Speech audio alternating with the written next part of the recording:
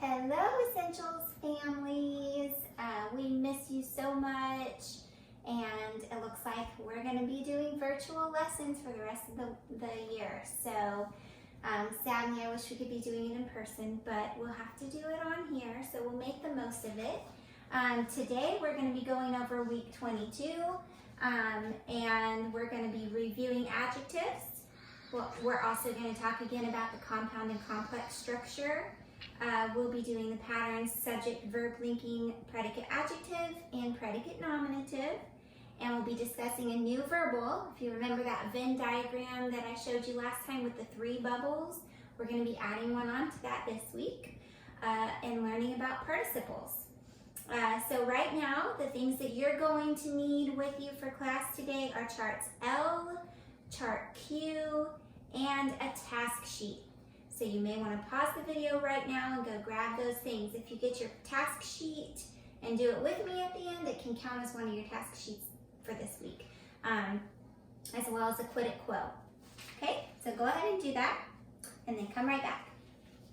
Okay, so today let's focus on adjectives again.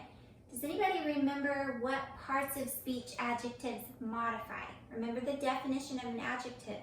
An adjective modifies a. If you said a noun or a pronoun, then you're correct. So remember, adjectives answer some questions. What questions do they answer? Different from our adverb questions, adjectives answer the questions, what kind, how many, which, and whose. Okay?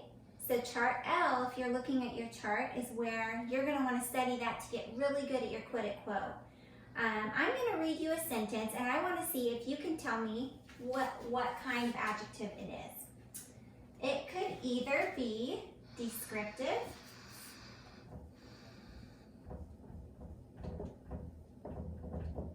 remember descriptive adjectives tell what kind, and also remember descriptive adjectives can either be positive,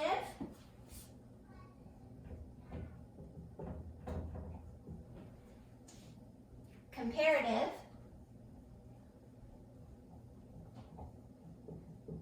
or superlative.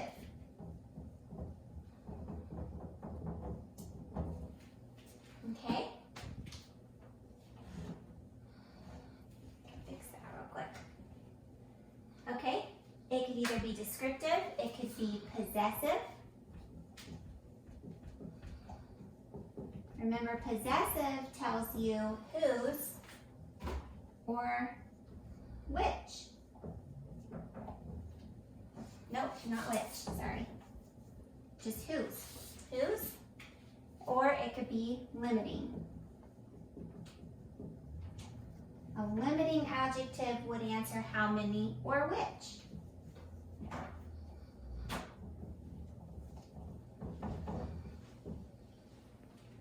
Okay, so if I give you the sentence that says, the wall was painted green, think about that. Would green, the adjective, be descriptive, possessive, or limiting? It's telling what kind. The wall was painted what kind? Descriptive. Green, descriptive. And then is it positive, comparative, or superlative? Remember, it's just simply green. If it were saying greener, it would be comparative. If it said the greenest, it'd be superlative. It just simply says green, so it's a positive descriptive adjective. How about my mom bought me a book? The word a, that's an adjective. What kind is it? Descriptive, possessive, or limiting? A is a limiting adjective. Remember, it's one of our article adjectives, a, an, and the. It limits. It tells which one. Which one? A. That is Graham's jacket. Graham's is an adjective. Even though Graham is a person and it's a noun, now it is telling whose jacket? Graham's. So would it be a descriptive, possessive, or limiting adjective? Well, it's answering the question whose, so Graham's would be possessive. How about cotton is softer than burlap? Softer is our adjective. and it is describing cotton. Cotton is softer, so it's descriptive. Is it positive, comparative, or superlative? Well, softer ends in ER, so if you remember, that makes it comparative. It's comparing against burlap. How about this one? That is my book. My is an adjective. What kind? Right, it's possessive. My is answering the question whose. Whose book? Mine. How about this sentence? That is the prettiest flower. Prettiest is what? It's descriptive. It's describing the flower. What kind of flower? Prettiest. Notice it ends in est. Remember, if we have a word that ends in est, it's going to be superlative. Very good. And lastly, bring me some water.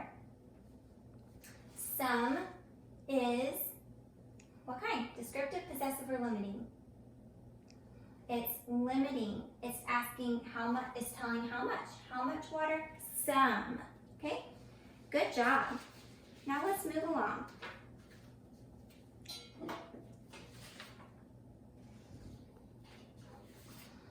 Okay, last week we talked about compound and complex sentences, remember?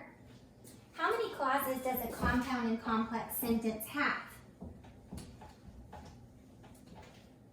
Remember, the definition of a compound complex sentence is a sentence that consists of at least 2 independent clauses and at least 1 subordinate clause. So how many is that? At least 3, okay? So how many of those are independent clauses? Well, at least 2. And how many of those are subordinate clauses? At least 1. Very good. So let's go ahead and review some other sentence patterns. Last week we talked about subject, verb transitive, direct object, and subject, verb, intransitive. Let's talk about subject, verb linking, predicate adjective, and predicate nominative.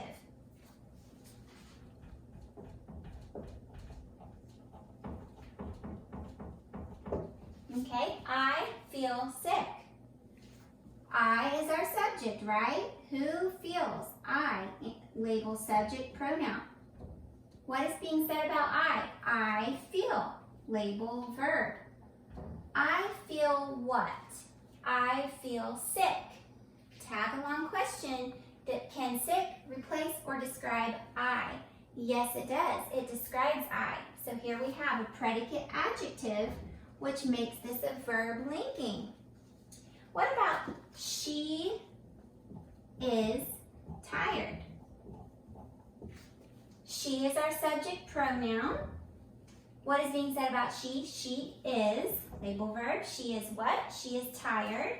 Can tired replace or describe she? Yes, it describes her. So it's a predicate adjective and a verb linking. How about this one? I am human. Subject pronoun is I. What is being said about I? I am, label verb. I am what? I am human. Can human replace or describe I? Yes, it replaces. I equal human. So it's a predicate nominative and a verb linking. Remember, these are the only patterns that use a verb linking. Every other pattern is going to use a verb transitive. Okay? And how do we diagram a predicate adjective or a predicate nominative? Do you remember? Let's do it with I feel sick. First, we would have our subject on the subject side. What would go on this side? Our verb, which is feel. And then our predicate adjective would go beside feel. But remember, our line is going to be slanted. It's pointing that back down to the I. Okay? Same thing for she is tired. Same thing for I am human. All right, let's move right along to introducing our new verbal. Here's our verbal chart. Let's quickly review what we did last week, what we learned. We learned our very first verbal, which was the infinitive. Remember? What is the definition of an infinitive? Can you remember what the definition is? An infinitive is to plus a verb used as a noun, adverb, or an adjective. Remember that? And then let's remember our examples here. We have an infinitive used as a noun. Abigail loves to dance. To dance is the direct object, therefore this is the noun. And how do we diagram that? Remember, we put it up on stilts and we have our little slanted lines. And then how about an infinitive adjective? Do you remember this one? This is the video to watch. To watch is modifying video. Which one? Video. It's to plus a verb, but it's used as an adjective modifying video. So we would write that underneath video. It's an adjective. How about an adverb? Jesus used parables to teach. Why?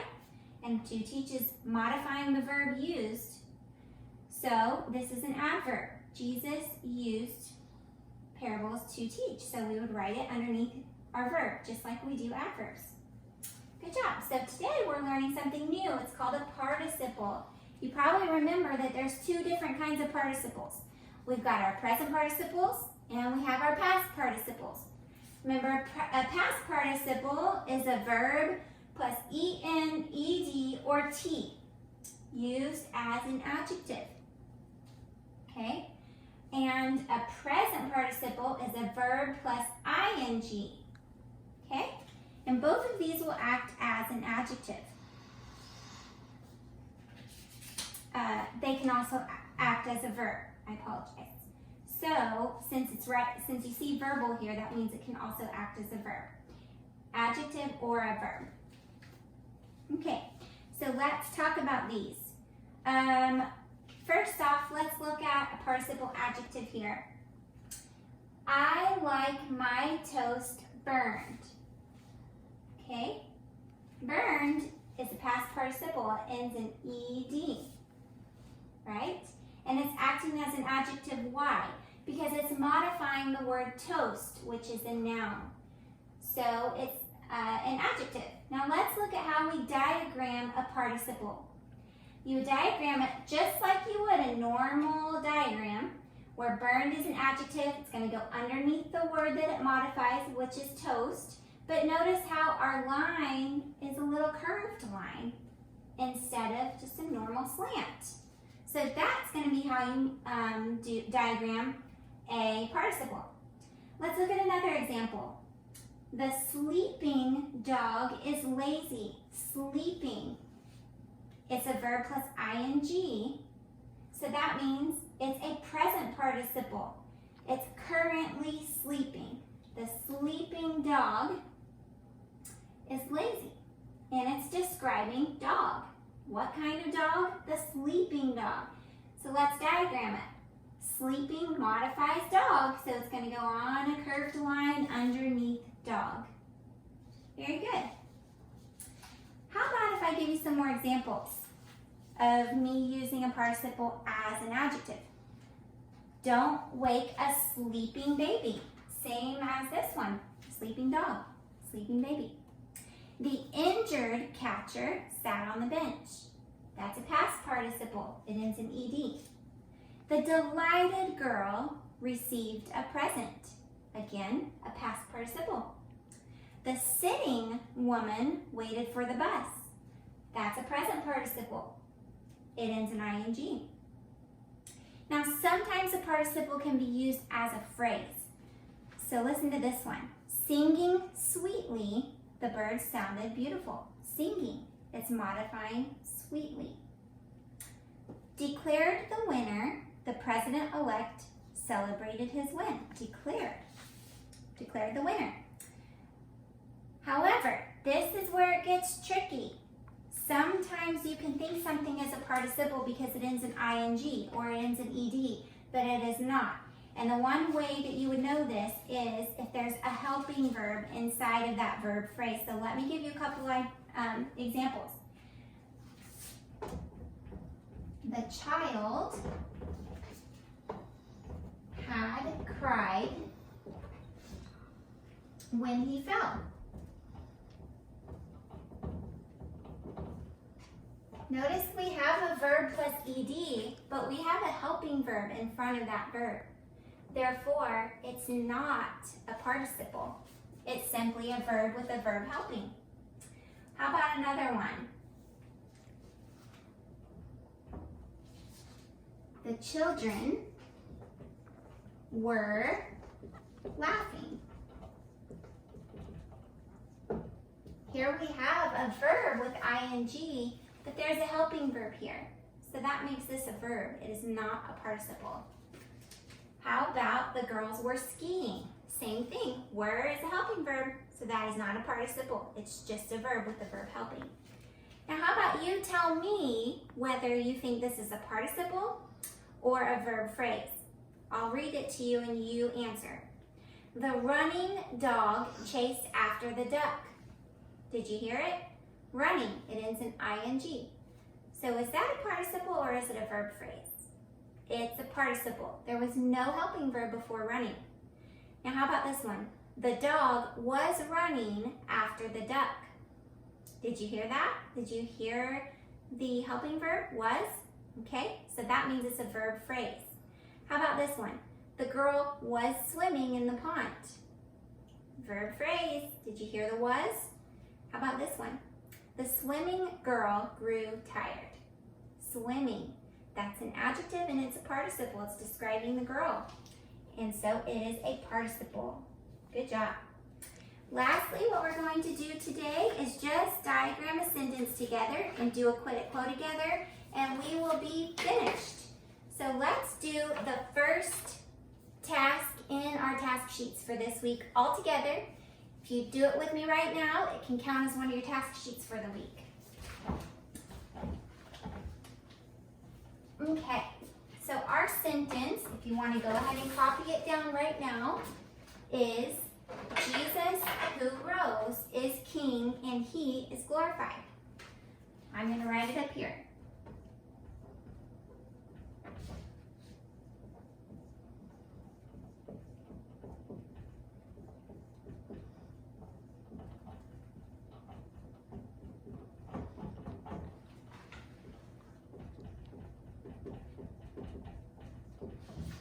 Okay.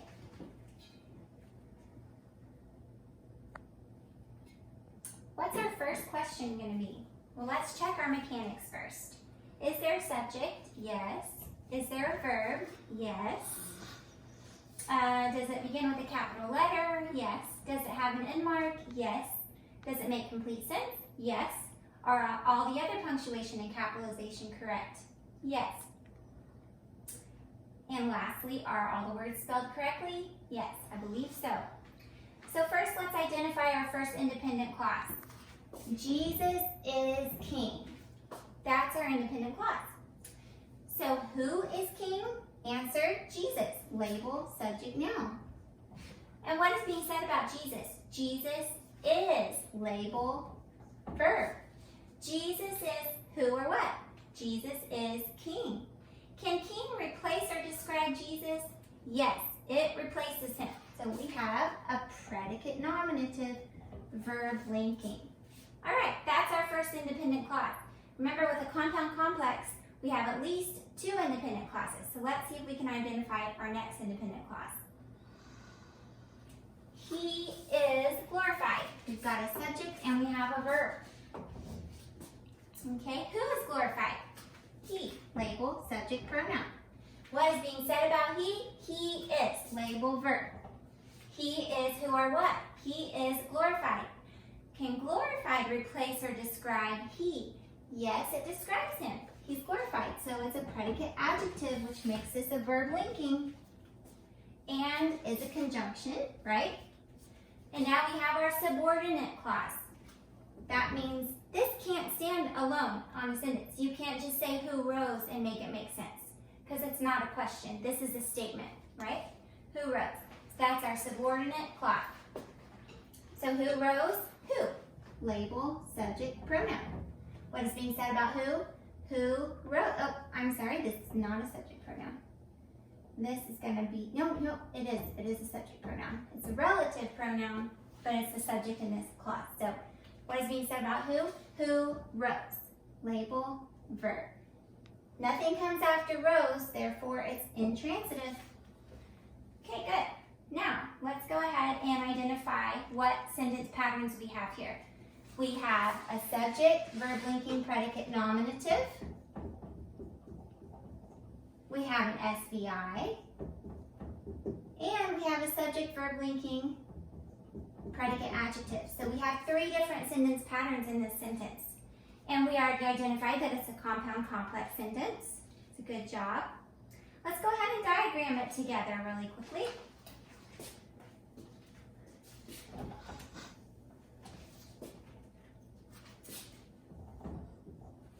Okay, first independent clause is Jesus is king. So we have our subject, Jesus is king. Remember, if it's a predicate adjective or a predicate nominative, our line will be slanted. Who rose? Well, let's go ahead and do our next independent clause before we do our subordinate clause. Let's do he is glorified. So if we have Jesus is king and he is glorified, we're going to attach our 2 verbs together, okay? So our conjunction is going to go right up here. Again, our verb is going to connect to verb. Our subject is he. He is glorified. Glorified will go here. Now we've covered everything except for this subordinate clause. And it is, so we have to ask ourselves, what is this modifying? Who rose is modifying Jesus. Okay, it's describing him. It's telling you which one, the one who rose. So we're going to put who rose underneath Jesus. It would look just like this. Who is our subject and rose is our verb. Okay, Jesus connects to the subject pronoun. Very good. Now we're going to go ahead and do a quid it quo together very quickly.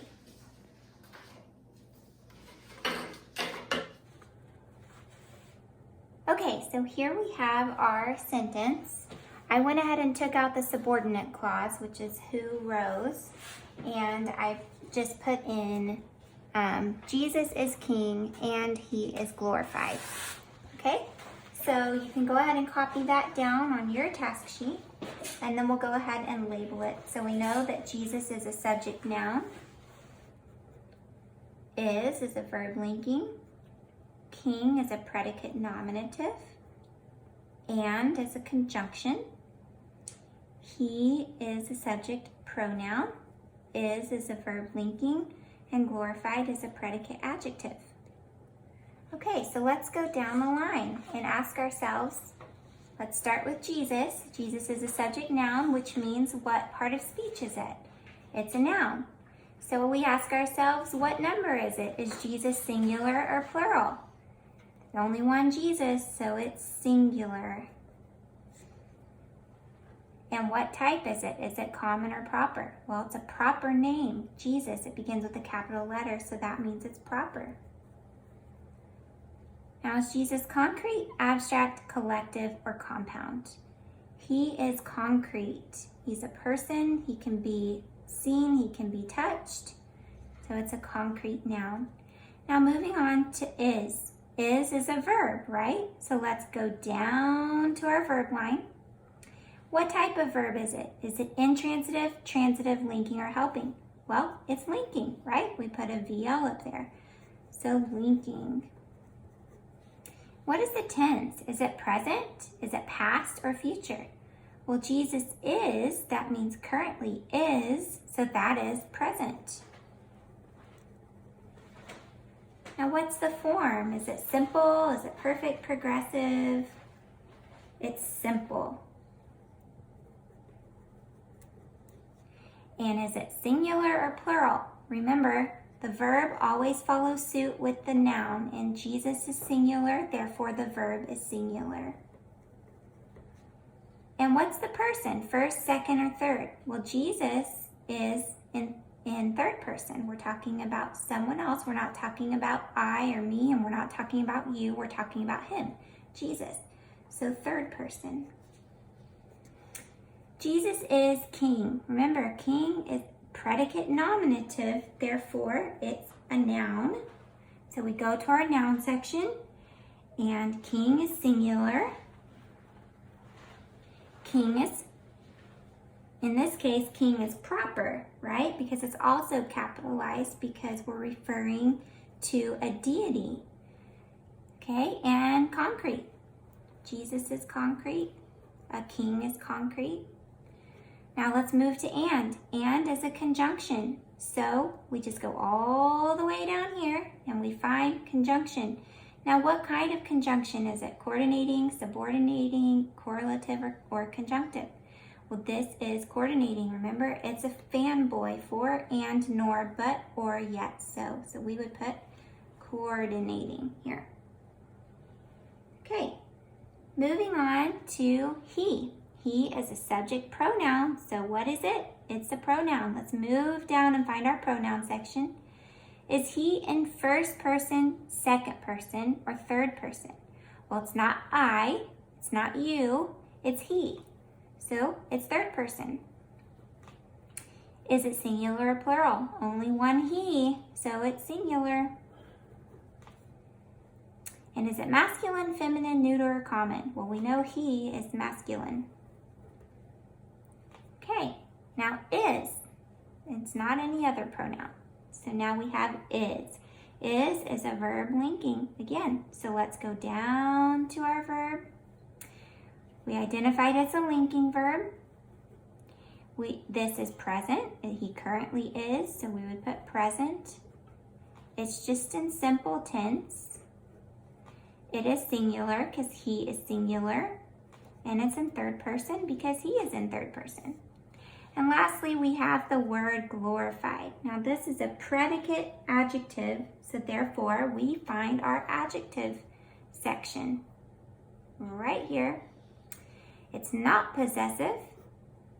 It's a predicate adjective, and it's the word glorified. So let's see, we have limiting, we have articles, numbers, and other pronouns. And we just learned about this kind of pronoun, right? It is a descriptive pronoun because it's describing him. Oops, I'm in the wrong section.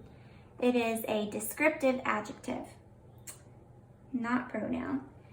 So I guess I would still write descriptive here. Descriptive. It's describing him. He is glorified. Okay, and it's modifying he. And there we have it. That's it for your Quid et Quo. And there we have it. We're done with week 22. This week you should be continuing to work on your task sheets, getting a few of those done, getting some Quid et Quos in there too for practice. Also memorizing any charts that you need to finish up memorizing. Remember next week, week 23, is the day that your Faces of History presentation should be already sent on the band app for everyone to view because it'll be due. If you could post that on the band app no later than Saturday morning at 10 o'clock, that would be great because that would give a chance for all your classmates to view that before we meet together virtually on Monday morning. Okay? You can also email your paper to me if you'd like for me to look it over because I would love to read them. So if you want to, you can just take pictures of it and send it to me, or you can send me a link to it, whatever your parent would like to do, or you don't even have to. So have a great week, and we are almost done. 2 more weeks left to go, and we will be done for the school year. All right?